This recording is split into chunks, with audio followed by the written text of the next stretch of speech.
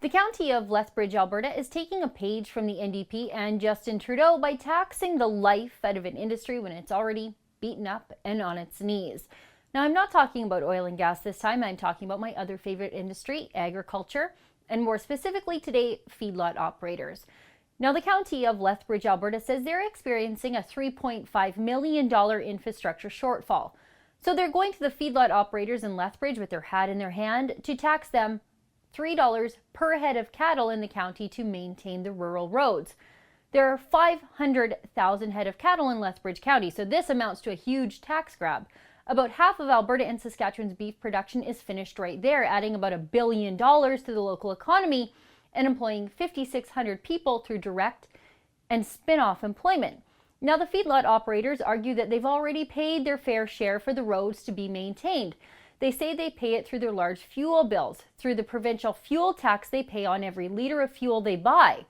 A small feedlot of 25,000 cattle already pays about $125,000 in fuel taxes every year. That means all the feedlot operators and just the feedlots have already paid $2.5 million in fuel taxes to maintain the roads in Lethbridge. And the operators also say they pay large property tax bills to the county to maintain the roads in front of the feedlots. Now, the feedlot operators argue that if the county feels like it needs more money for infrastructure, they should be lobbying the Alberta government. They should be asking for a larger portion of the fuel tax paid by the people in Lethbridge County and asking that it stays within Lethbridge. Right now, the feedlot operators say about 1 cent of every 13 cents in provincial fuel tax stays within the county. But instead of taking the Alberta government to task to get access to the fuel taxes collected from the citizens of Lethbridge, the county of Lethbridge is going to try to wring the extra cash out of the feedlots. Now, the feedlot operators say they just can't afford this, especially not now. In the last year, they've been devastated by lower prices and rising costs. The beef commodity prices are way down, about 30% from last year as it is. Add to that this early snowfall that just cut the harvest short and decimated feed crops. That all means barley for the feedlots will cost more next year than it did this year. Oh, and we aren't done yet.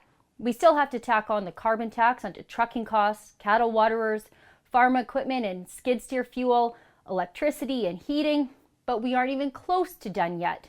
Then we have to add on all the added costs from Bill 6, WCB, and minimum wage hikes.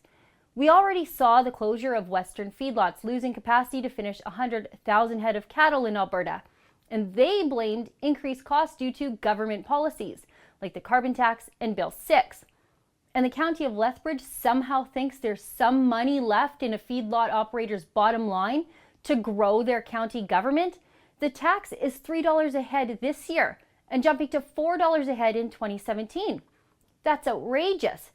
It's a cash grab, pure and simple. Just like the NDP, instead of managing government costs, they're trying to take it out of the most important industry in a region. And then they can't understand why money, investment, or in this case, actual cattle, goes south of the border. That's right. Cattle and money are portable. There are massive feedlot operations in Montana. 2.6 million cattle in Montana, 3 cows for every person in the state, and they're pretty good at farming there. And it's only 100 kilometers from Lethbridge to the Sweetgrass border crossing. Those cattle in Lethbridge don't have to stay here, and they won't, if these greedy government politicians at all levels don't keep their greedy hands out of the pockets of our farmers. And when the cows leave, they'll take 5,600 Alberta jobs and $1 billion with them. For the Rebel.media, I'm Sheila Gunn-Reid. Families in the North and rural Canada are going to be hit the hardest by Justin Trudeau's carbon tax. Go to stopthecarbontax.com and sign our petition.